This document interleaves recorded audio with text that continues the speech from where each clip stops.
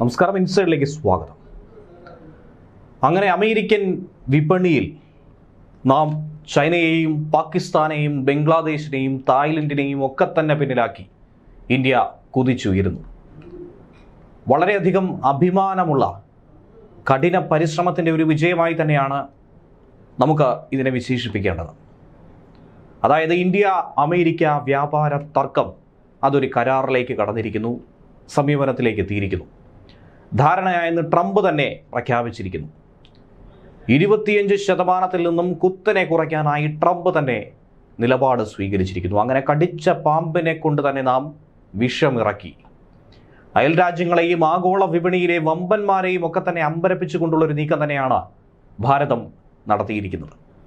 അമേരിക്കയുമായിട്ടുള്ള ചരിത്രപരമായ വ്യാപാര കരാറിൽ ഇന്ത്യ ഒപ്പുവച്ചിരിക്കുന്നു.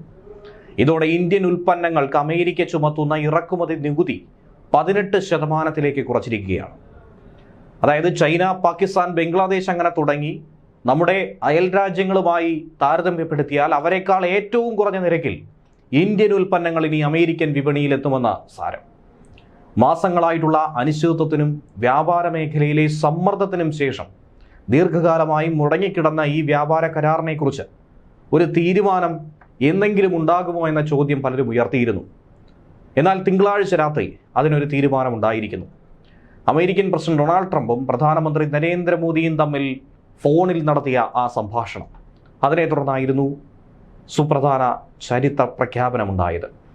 ഔദ്യോഗിക പ്രസ്താവനകൾക്ക് പകരമായി ഇത്തവണ പുതിയൊരു മെത്തേഡാണ് ഇവിടെ കണ്ടത്. പ്രധാനമന്ത്രി നരേന്ദ്രമോദി അല്ല ഇത് പ്രഖ്യാപിച്ചത്, പ്രസിഡന്റ് ട്രംപ് തന്നെയാണ് കാര്യങ്ങൾ വിശദീകരിച്ചത് അദ്ദേഹത്തിൻ്റെ സമൂഹ മാധ്യമ പ്ലാറ്റ്ഫോമിലൂടെ. വ്യക്തിപരമായ നയതന്ത്രത്തിൻ്റെയും ഉടനടിയുള്ള നടപടിയുടെയും ഫലമായി തന്നെയാണ് ഇന്ത്യ അമേരിക്ക സമവായമെന്നാണ് ട്രംപ് പറഞ്ഞിരിക്കുന്നത്. ചുരുക്കത്തിൽ പറഞ്ഞാൽ പ്രധാനമന്ത്രി നരേന്ദ്രമോദിയെ പിണക്കാൻ ഒട്ടും തന്നെ ഉദ്ദേശമില്ല എന്ന് ട്രംപ് പറഞ്ഞിരിക്കുന്നു. അതോടൊപ്പം നമ്മളും ചില വിട്ടുവീഴ്ചകൾ ചെയ്യേണ്ടി വരും.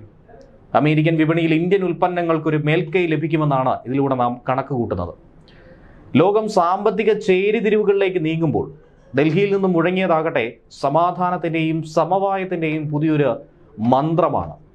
അത് വളരെ തന്ത്രപ്രധാനമായൊരു നീക്കമായി കൂടി മനസ്സിലാക്കേണ്ടതുണ്ട്.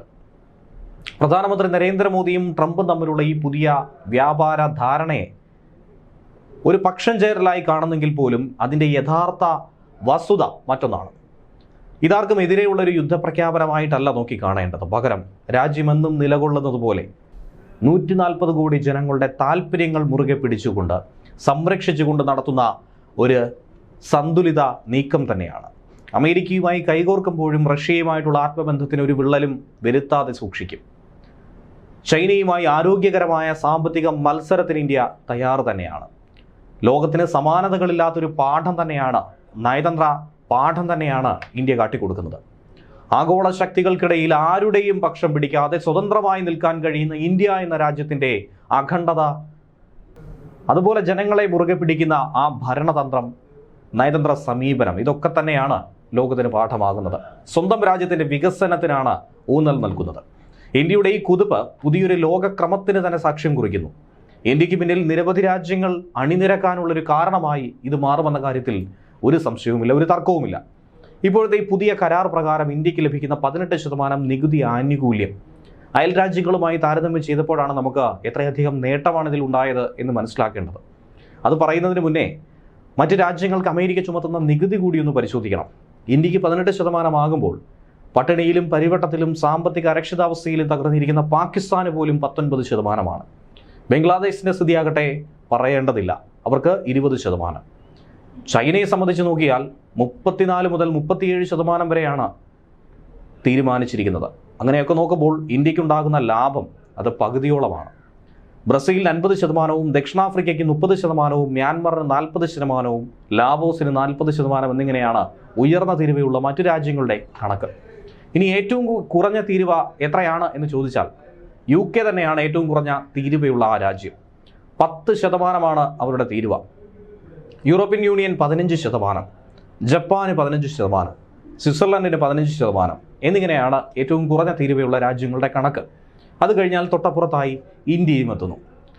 റഷ്യയിൽ നിന്നുള്ള എണ്ണ ഇറക്കുമതിയുടെ പേരിൽ ഇന്ത്യക്കുണ്ടായിരുന്ന 25% അധികം നികുതി എടുത്തു മാറ്റിയതാണ് ഏറ്റവും വലിയൊരു വഴിത്തിരിവായി ഇപ്പോൾ മാറിയിരിക്കുന്നത്.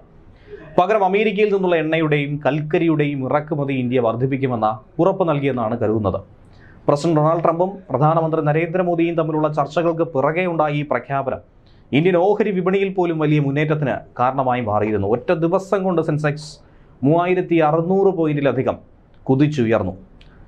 ഇനി മുന്നോട്ടും ഇത്തരത്തിലുള്ള കുതിപ്പ് സമസ്ത മേഖലയിലും ഉണ്ടാകുമെന്നാണ് പ്രതീക്ഷിക്കുന്നത്.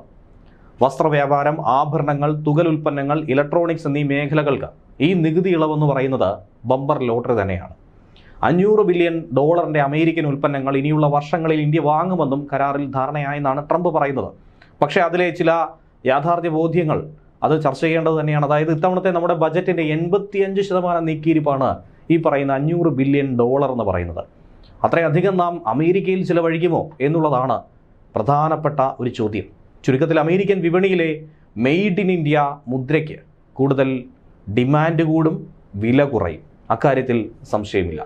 ഈ കരാറുമായി മുന്നോട്ട് പോകുമ്പോഴും പതിറ്റാണ്ടുകളായി ഇന്ത്യയുടെ പ്രതിരോധ ഊർജ്ജ മേഖലകളിൽ വിശ്വസ്ത പങ്കാളിയായിട്ടുള്ള റഷ്യയെ ഒരു കാലത്തും ഇന്ത്യ തള്ളിക്കളയുന്നില്ല എന്നുള്ളതും യാഥാർത്ഥ്യ ബോധ്യമാണ്.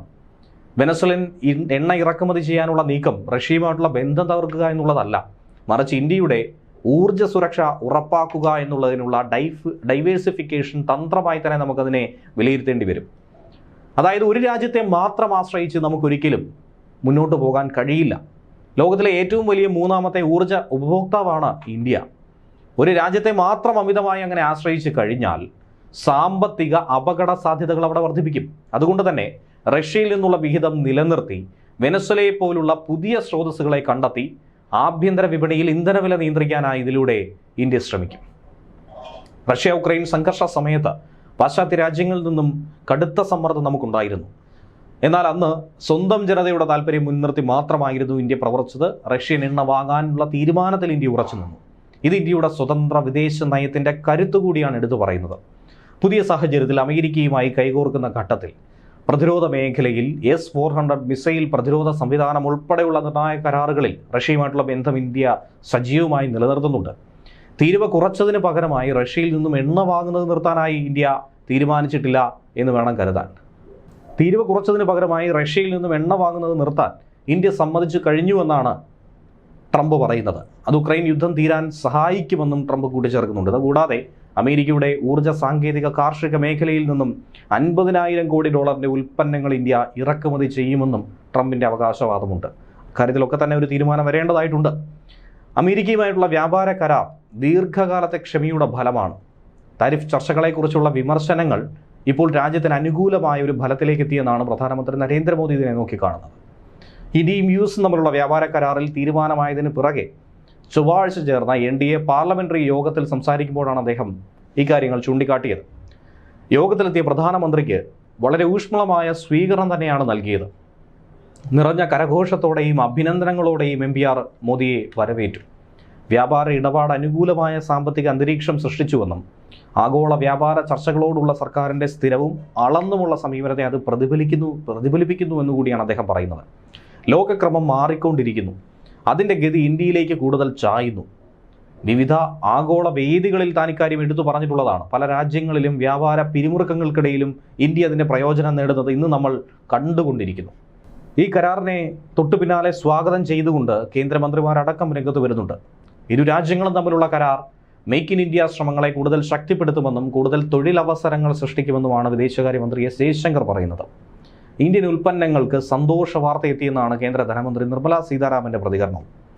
പ്രധാനമന്ത്രി നരേന്ദ്രമോദിയുടെയും പ്രസിഡന്റ് ഡൊണാൾഡ് ട്രംപിൻ്റെയും നേതൃത്വത്തിന് നന്ദി പറഞ്ഞുകൊണ്ടും രണ്ട് വലിയ ജനാധിപത്യ രാജ്യങ്ങളിലെ ജനങ്ങൾക്ക് ഇതിൻ്റെ പ്രയോജനം ലഭിക്കുമെന്നും ധനമന്ത്രി കൂട്ടിച്ചേർത്തു. ഇന്ത്യ-US വ്യാപാര കരാർ പരസ്പരം വളർച്ചയ്ക്കും ശക്തമായ വ്യാപാര ബന്ധങ്ങൾക്കും വഴിയൊരുക്കുമെന്നാണ് അമിത്ഷാ നടത്തിയ പ്രതികരണം. ചരിത്രപരമായ കരാറിന് പ്രധാനമന്ത്രിയെയും ഡൊണാൾഡ് ട്രംപിനെയും അഭിനന്ദിക്കുന്നു. ആഴമേറിയ സാമ്പത്തിക സഹകരണത്തിൻ്റെ പുതിയൊരധ്യായം ഇതോടെ ആരംഭിക്കുന്നെന്നാണ് കേന്ദ്ര പ്രതിരോധ മന്ത്രി രാജ്നാഥ് സിംഗ് പറഞ്ഞത്. രണ്ടു രാജ്യങ്ങളും തമ്മിലുള്ള കരാർ, ഈ ധാരണയെ കോൺഗ്രസ് എന്തായിരുന്നാലും എതിർക്കുന്നുണ്ട്. സ്വാഭാവികം. വെടിനിർത്തൽ പോലെ വ്യാപാര കരാറിൻ്റെ പ്രഖ്യാപനവും അമേരിക്കൻ പ്രസിഡന്റ് തന്നെയാണ് നടത്തിയതെന്നും മോദിയുടെ അഭ്യർത്ഥന അനുസരിച്ച് വ്യാപാര കരാർ നടക്കുന്നെന്നുമാണ് അമേരിക്ക വ്യക്തമാക്കിയത്. ഇതിനെയൊക്കെ തന്നെയാണ് അവർ വിമർശിക്കുന്നത്. അമേരിക്കയ്ക്ക് വേണ്ടി ഇന്ത്യൻ വിപണി പൂർണ്ണമായും തുറക്കാൻ ഇന്ത്യ സമ്മതിച്ചതായി കരുതുന്നു. ഇത് ഇന്ത്യൻ വ്യവസായത്തെയും വ്യാപാരികളെയും ഒക്കെ കർഷകരെയും സാരമായി ബാധിക്കും. ഇന്ത്യൻ കർഷകരുടെ സുരക്ഷയും താല്പര്യങ്ങളും എങ്ങനെ ഉറപ്പാക്കി എന്നുള്ളതിന് വ്യക്തത വേണമെന്നും റഷ്യയ്ക്ക് പകരം അമേരിക്കയിൽ നിന്നും വെനസ്വലയിൽ നിന്നും എണ്ണ വാങ്ങുമെന്ന വ്യവസ്ഥ മോദി സർക്കാർ അംഗീകരിച്ചിട്ടുണ്ടോ എന്ന ചോദ്യവും ഉയർത്തുന്നു. പാർലമെന്റിനെയും രാജ്യത്തെയും വിശ്വാസത്തിലെടുത്ത് എല്ലാ വിശദാംശങ്ങളും പങ്കിടണമെന്നാണ് കോൺഗ്രസിന്റെ ആവശ്യം. അമേരിക്കയുമായിട്ടുള്ള കരാർ സാങ്കേതിക വിദ്യയിലും വ്യാപാരത്തിലും പുതിയ വാതിലുകൾ തുറക്കുമെന്ന കാര്യത്തിൽ സംശയമില്ല. റഷ്യയുമായിട്ടുള്ള ബന്ധം ഇന്ത്യയുടെ തന്ത്രപരമായ സുരക്ഷാ കവചമാണ്. ആഗോള രാഷ്ട്രീയത്തിലെ ചേരിതിരിവുകളിൽ പക്ഷം പിടിക്കാതെ ഇന്ത്യ ഫസ്റ്റ് എന്ന നയത്തിലൂന്നി അമേരിക്കയും റഷ്യയും ഒരേപോലെ തന്നെ കൊണ്ടുപോകാൻ വിശ്വാസത്തിലെടുക്കാൻ കഴിയുന്ന നയതന്ത്ര വിജയമായിട്ടാണ് ഭാരതത്തിൻ്റെ ഈ വിപണി കരാറിനെ നോക്കിക്കാണേണ്ടത്. ലോകക്രമത്തിൽ തന്നെ ഇന്ത്യയുടെ സ്വതന്ത്രമായ സ്ഥാനം ഉറപ്പിക്കാനുള്ള ഒരു മുന്നിട്ട നീക്കമായി ഇതിനെ നോക്കിക്കാണേണ്ടിയിരിക്കുന്നു. അമേരിക്കയുടെ കാർബോത്വത്തിൽ നിന്നും വെനസ്വലൻ എണ്ണ വാങ്ങാനുള്ള ഇന്ത്യയുടെ തീരുമാനമെന്ന് പറയുന്നത് സാധാരണ ഒരു വ്യാപാര ഇടപാടായി നോക്കിക്കാണേണ്ടതില്ല. മറിച്ച് ആഗോളതലത്തിൽ തന്നെ വലിയ സ്വാധീനമുണ്ടാക്കുന്ന ഒരു മാനുഷിക സാമ്പത്തിക മാസ്റ്റർ സ്ട്രോക്കായി വിലയിരുത്തേണ്ടതുണ്ട്. ലോകത്തിൽ തന്നെ ഏറ്റവും വലിയ എണ്ണ ഉപഭോക്താക്കളിലൊന്നായിട്ടുള്ള ഇന്ത്യയുടെ വിപണി വെനസ്വലയെ സംബന്ധിച്ച് ദീർഘകാലമായ അന്താരാഷ്ട്ര ഉപരോധങ്ങൾക്കിടയിൽ വീർപ്പുമുട്ടിയ വെനസ്വലയെ സംബന്ധിച്ച് അവരുടെ സമ്പദ് വ്യവസ്ഥയ്ക്ക് വലിയ ജീവശ്വാസമായി മാറിയേക്കും. തകർന്നടിഞ്ഞൊരു വിപണിയെ ആഗോള മുഖ്യധാരയിലേക്ക് തിരികെ എത്തിക്കാൻ ഭാരതം തന്നെ മുൻകൈയെടുക്കുന്നുവെന്ന് ചരിത്ര ലിപികളിൽ എഴുതി ചേർക്കും. ഒരു രാജ്യത്തെ ഒറ്റപ്പെടുത്തുകയല്ല, മറിച്ച് സാമ്പത്തിക ഉൾച്ചേരലിലൂടെ രാജ്യങ്ങളെ പരസ്പര സഹകരണത്തിലേക്ക് നയിക്കുക കൂടിയാണ് ഇന്ത്യ നടത്തിയിരിക്കുന്നത്. മികച്ച ഒരു ഭാരതീയ ദർശനമായി കൂടി ഇതിനെ നമുക്ക് വിലയിരുത്താവുന്നതാണ്. ന്യൂസ് ഡെസ്ക് മലയാളി വാർത്ത ഇൻസൈറ്റ്.